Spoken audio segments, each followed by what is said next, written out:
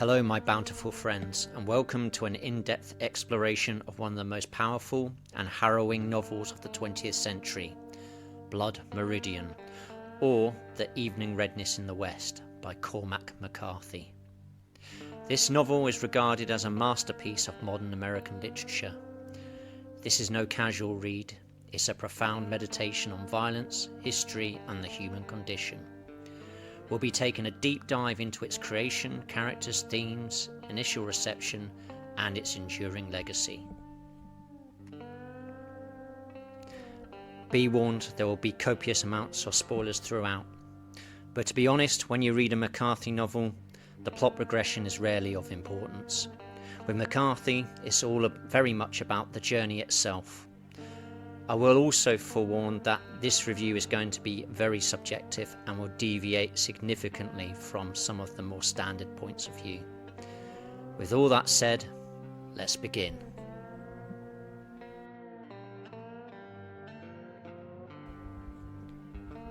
To understand Blood Meridian, it's essential to start with its development. Cormac McCarthy began work on the novel in the mid-1970s, during a period of personal and professional transition. He was living in El Paso, Texas, which gave him a direct connection to the landscape of the US-Mexico borderlands that features so prominently in so many of his books. McCarthy reportedly spent nearly a decade researching and writing the novel. It was completed in 1983 and first published by Random House in 1985. It wasn't an immediate commercial success, but over time it gained recognition as a literary masterpiece. One of the most fascinating aspects of Blood Meridian is McCarthy's meticulous research. He drew from a wide range of historical documents, including old newspapers, military reports, and first-hand accounts of the West. But his primary source was an old journal written by Samuel Chamberlain entitled My Confession, Recollections of a Rogue. This memoir, written between 1854 and 1861, recounts Chamberlain's vivid experiences with the Glanton Gang, a historical group of scalp hunters who operated in the mid-19th century along the US-Mexico border. McCarthy used this journal as the foundation for his story, weaving Chamberlain's account and depiction of the Glanton Gang, including some of the key personalities and their atrocities, into his own sprawling narrative of existential horror. Much of the novel remains so close to actual historical events that it could possibly be considered as a historical drama.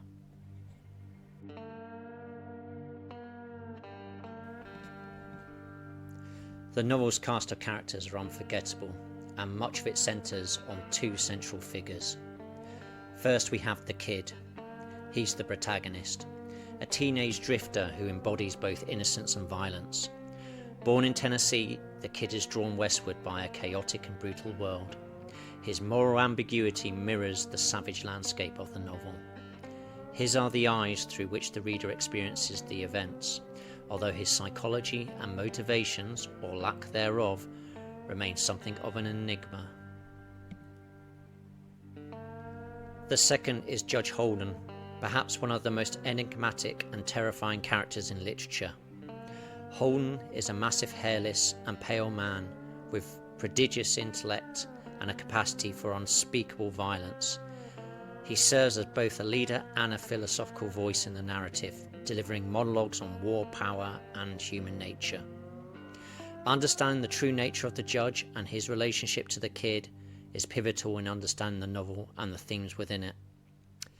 There have been many reviews and analysis of Blood Meridian over the years, and I've read a good many of them. Perhaps the most striking thing about all the others I've read is that they seem to have missed an obvious and critical interpretation that is repeatedly telegraphed throughout the story. The Judge is literally the devil. The evidence for this bold assertion? Firstly, is how he's depicted. He's described as an enormous man, 7 foot tall, which would make him much taller than most men of that time, the average height for an American man then being 5'6". He is bald. More than that, he is utterly hairless, without even eyelashes. His skin is so white that is compared to being as like alabaster. So, very tall, obscenely white and hairless. This description is immediately reminiscent of that of an angel or the Nephilim. Nothing is ever revealed about a prosaic origin nor any part of his personal history. When he first appears, it's during a scene where the kid is attending a tent revival meeting in Nacogdoches, Texas, where Reverend Green is talking about hell, hellholes, and being dragged to hell, right before his sermon is disrupted by the judge appearing seemingly from out of nowhere to instantly accuse the preacher of heinous crimes and then inciting the crowd to violence. During the confrontation, the Reverend refutes the accusations and says, this is him, the devil, here he stands." The judge instigates the attack but does not participate in it, which reoccurs repeatedly throughout the novel, since the devil wants humans to damn themselves through committing evil acts. When members of the mob return to the bar afterwards and begin to question how the judge knew all the things about the Reverend, the judge reveals that he has never been to Fort Smith and has never met the Reverend before in his life. This means that he has either made the whole thing up, or else is privy to knowing the actual truth about the Reverend through supernatural means. The judge's divine nature is further evidence when he casually and frequently demonstrates extraordinary linguistic abilities during the course of the novel by speaking fluent Spanish, Dutch, French and Latin. His ability to speak to every person in their mother tongue enables him to manipulate, tempt and deceive them, which he does as a matter of course. These are all things the devil is commonly alleged to do, and being a fluid speaker of the famously dead language Latin further betrays his timelessness. The judge openly engages in the occult, encouraging all members of the Glanton gang to have their fortunes told by the tarot-reading gypsies at the start of their expedition. During this reading, he walks through the middle of the blazing campfire without incurring injury or damage of any sort. Several times throughout the novel, he sketches and annotates ancient artifacts, fossils and petroglyphs that he encounters in the landscape, before meticulously destroying them, removing any trace of them from history. His observations about these items always demonstrate deep knowledge of ancient cultures, such as the pre-Columbian Aztecs, and natural history far exceeding the understanding of the time period.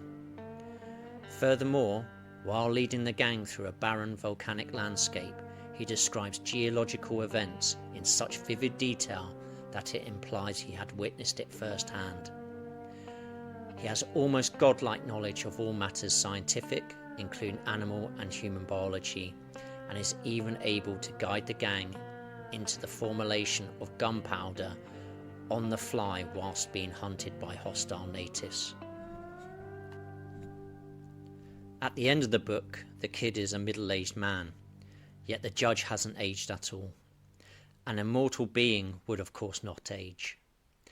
And in the final scene, he takes to the stage, playing the very instrument the devil was commonly associated and depicted with during the 18th and 19th centuries, the fiddle. As he plays the fiddle and makes the bar patrons dance to his tune, again a running occurrence throughout the novel, he declares that he never sleeps and will never die. In regards to his personal philosophy, he repeatedly speaks of war being a sacred game, stating that it is the ultimate game. This aligns with the devil's association with chaos, violence, and the perpetuation of suffering. He also believes in absolute domination, which makes him a force of control and subjugation. He is charismatic and persuasive, but the fruit of his skills and direction always results in a negative and lethal outcome. He has no conscience and no morality. He is always present during scenes of violence and danger, but rarely actually partakes himself, and despite nearly everyone in the Glanton gang ending up dead, with the exception of the kid, the judge never experiences any injury or peril himself. On the one occasion he is personally threatened, following his suspected murder of a child, He is able to intimidate the other party through force of his personality alone. For me, there is no doubt as to who Judge Holden really is. Perhaps the oddest thing to add at this point is that McCarthy didn't actually create this character. An actual Judge Holden with largely the same physical appearance and described as being fluent in several languages and highly intelligent appears in Samuel Chamberlain's My Confession, Recollection of a Rogue. A passage in that journal reads, "A man of giant size and strength called Judge Holden participated in the atrocities of Glanton's gang. This personage was a professional gambler and murderer, and as cold-blooded a villain as ever went unhung."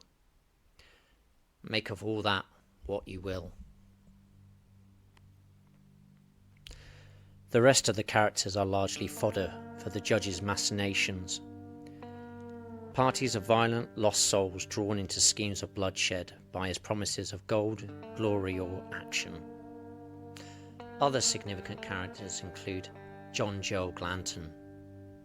He is the leader of the eponymous scalp hunting gang. He is ruthless, cunning, and consumed by greed. He is a natural leader of men and commands the gang with authority and loyalty, despite having a volatile and unpredictable nature. He is pragmatic to the point of amorality, willing to kill innocents to ensure his survival or gain. The novel heavily suggests that he has entered into a Faustian pact with the judge. Their enterprise across the border is a joint one, and the judge travels with the gang to assist Glanton with his unearthly powers, diplomatic abilities, and superior knowledge, while Glanton leads his men into following the judge's schemes of plunder and cold bloodshed and murder. His life and actions leave a trail of destruction in their wake, while his own demise towards the end of the book is equally pointless and bloody. Tobin is an ex-priest.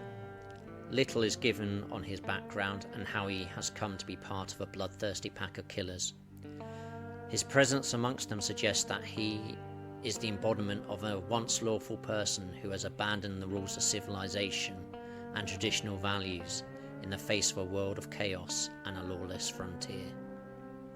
The novel doesn't state how this came to be, but he is either a fallen preacher, forced to abandon his position and flock for having succumbed to an all-too-human vice, whether it be gambling, thievery or lust, or else he has simply lost his faith due to all too apparent lack of justice and virtue in the world he inhabits. I am inclined to think it's the first option, as he is often a counterpoint to the judge's own negative worldview and deeds. He is able to point out all the judge's shortcomings and the context of his actions, but is unable to do anything about any of it, as he is a compromised man who is now the victim of his own wretched circumstances. Then we have Toadvine.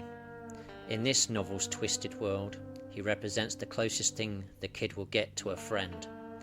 Despite becoming acquainted with one another in a violent confrontation that results in them both getting knocked out, they quickly develop a sense of camaraderie in a shared pursuit of opportunity and survival, as well as murder.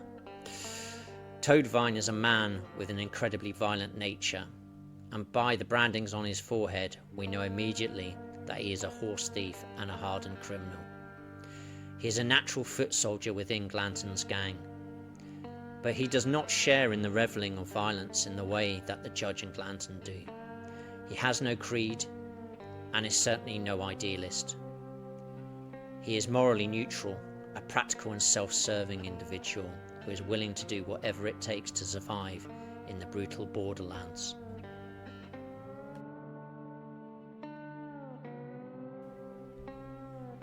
Blood Meridian primarily follows the kid who flees from his home in Tennessee at the age of 14.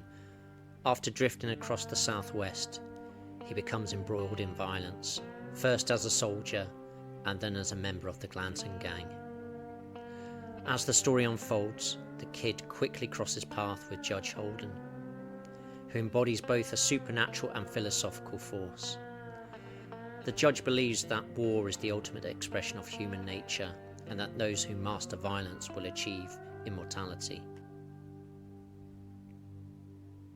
The gang's primary occupation is hunting Native Americans for their scalps, a gruesome practice encouraged by generous bounties offered by the Mexican government. However, since the gang are criminals, they quickly work out that hunting Apaches is difficult and dangerous work. It's also pretty difficult to discern one bloody scalp from another, so anyone's will do. And with that, their violence extends indiscriminately to anyone they encounter, leading to constant chaos and betrayal. Over time, the gang narrowly escapes being wiped out by the Apaches and the Mexican army, and they eventually flee back to the United States, where they seize control and operation of a river ferry on the Colorado River. They then proceed to rob and murder everyone until they are attacked at dawn by the Yuma tribe, who manage to kill many members of the gang. The remainder are then caught and hung by the local US authorities. The kid manages to evade the Yuma ambush.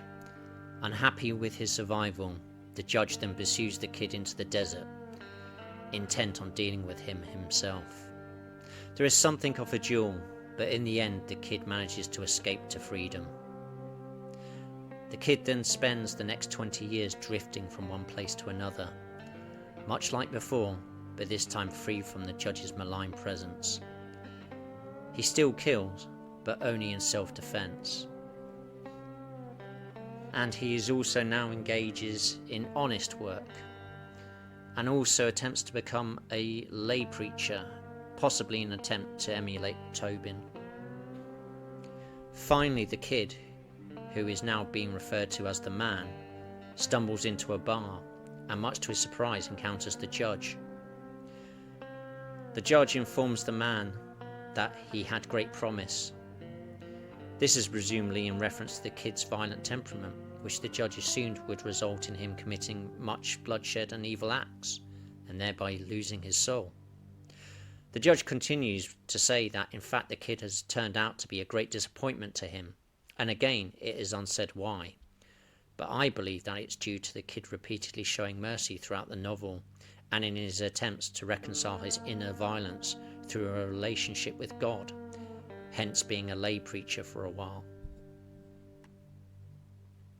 The novel concludes ambiguously, with the kid, now an adult, facing the judge one final time in a haunting and enigmatic sequence. McCarthy leaves readers to grapple with the fates of the characters and the implications of their choices. It is my belief that the judge kills the man. During a monologue about destroying artifacts and relics, the judge says, "There is only this. Can my will impose itself on this world? And can I create or can I destroy?" Having failed to generate more evil in the world through the kid's deeds, the devil then concedes and judges that he is in fact an innocent, much like the Mexican child murdered by him earlier in the novel. So the judge then moves on to the other remaining option and kills him, thereby eradicating his presence from the world.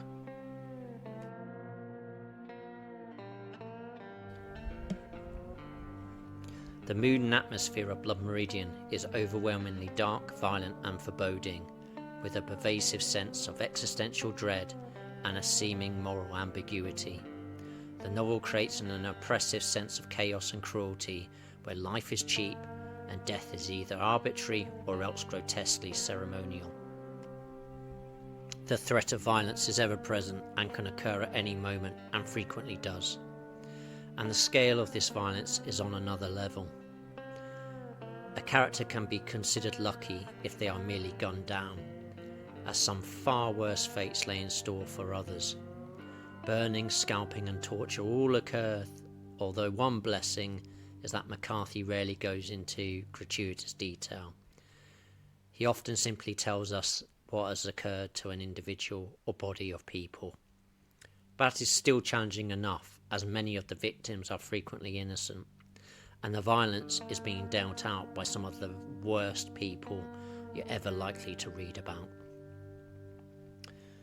The world the characters inhabit is a bleak and desolate one. There is little morality, justice, or order present. The atmosphere is also biblical, with the prose reminiscent of scripture or an epic poem. The landscape is a deadly elemental force that is a threat in its own right. The characters often wander through desert plains, mountains, and extinct volcanoes that render them as ants in perspective. The characters, although operating as a killing collaborative, are spiritually isolated and alone, merely following the judge's drumbeat as he leads them from one massacre to another. The whole thing feels like a dream or a parable where the lessons are always ambiguous and unsettling.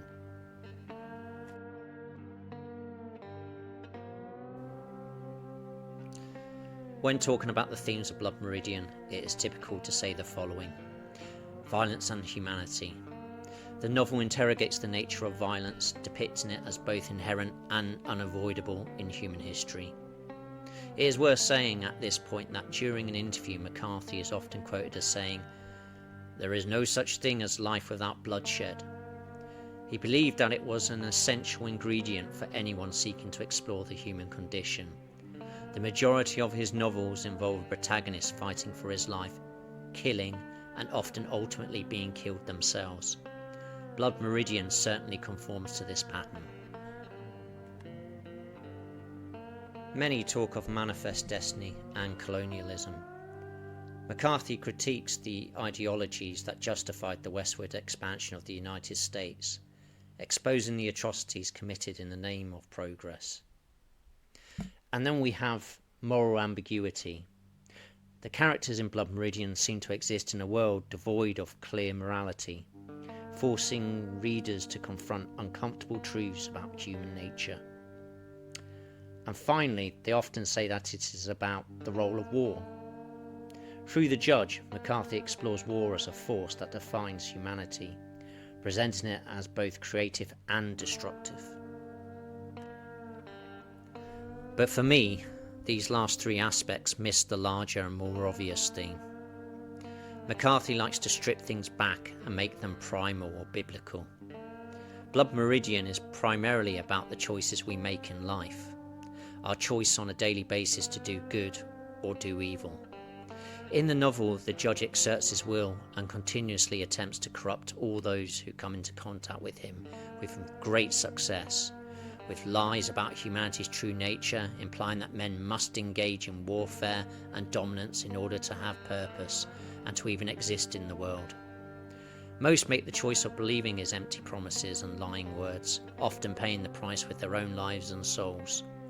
The kid, who showed such promise and who is completely uneducated and therefore in a primal, uncorrupted state, refuses to be swayed by the judge's fancy, highfalutin words. The kid holds on to a primitive sense of right and wrong and is not afraid of being a contrarian. He may drift in and out of formations of men, but he wanders his own path and frequently refuses to do the judge's violent bidding. While we frequently see the devil in the form of the judge throughout the novel, God is frequently only referred to throughout the text as being silent, distant, or absent.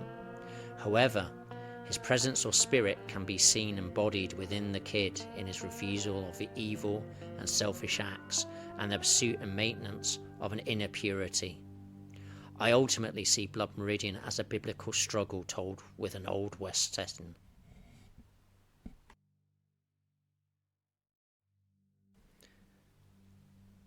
When Blood Meridian was first published in 1985, it received a mixed critical reception. Some reviewers were overwhelmed by its graphic violence and bleak worldview, while others praised its ambition and literary craftsmanship. Over time, however, the novel gained a reputation as one of the greatest works of American fiction. In 2006, the New York Times named it as one of the best American novels of the past 25 years. Scholars have written extensively about its themes, symbolism, and historical context, solidifying its place in the literary canon. The novel's legacy is further enhanced by its influence on other works of fiction, as well as its ongoing relevance in discussions about the dark undercurrents of American history and identity. Perhaps its biggest legacy is its reputation as one of the most difficult reads for anyone with modern sensibilities. It is unrelentingly bloodthirsty, with a catalogue of barbaric scenes, including many scenes of torture and murder, some of which involve children. It is also liberally peppered with racial insults which further assault the senses. It is something of an irony that those readers who are capable of breezing through the book without significant discomfort will, in all probability, enjoy all the violent action, yet struggle to comprehend any deeper meaning and miss all nuance, while the reader most capable of comprehending its themes and meaning will struggle to progress through its pages, deeply detesting every moment of constant violence, and in some cases abandoning the book altogether.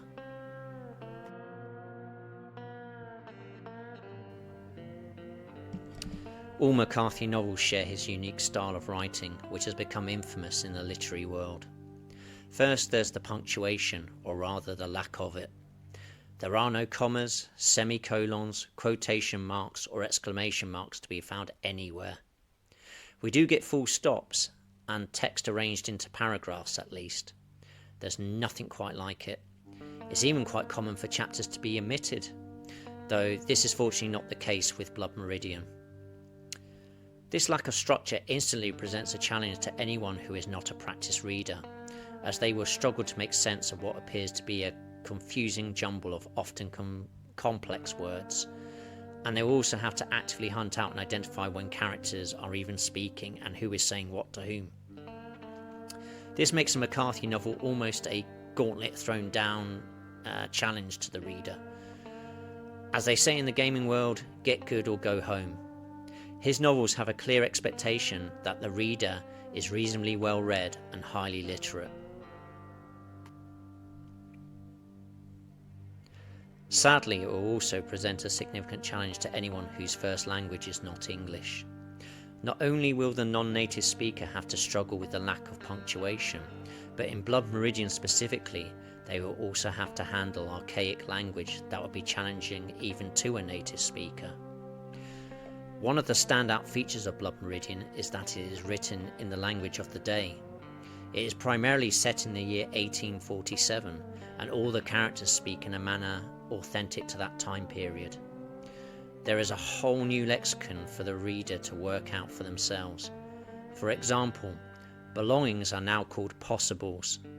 An alcoholic is now a dipsomaniac. Being tired or worn out is now summed up by the word raddled. And abolishing or annulling is now abrogating. And we're not even finished there. To top Blood Meridian off in regards to its style, we need to take this unpunctuated, archaic speaking text and then lather it with copious amounts of biblical references and allusions, which themselves delve into the world of metaphysics and philosophy. What we have at the end is a novel quite unlike any other, with a depth as deep as the ocean. Its stark, poetic prose mirrors its soul-searching themes, creating a brutal and beautiful reading experience. Blood Meridian is not an easy book to read, but its unflinching exploration of violence, morality, and human nature makes it a profound and essential work of literature. Its legacy continues to grow, challenging readers to confront the darkest aspects of history and human nature. If you've read Blood Meridian or are considering it, let me know your thoughts in the comments. What stood out to you about McCarthy's vision of the West? Thanks for watching, and don't forget to consider whether you are a bear who dances or one who does not. Oh, and while you're at it, don't forget to like, subscribe and hit the notification bell for more deep dives into the greatest works of literature. Until next time, adios.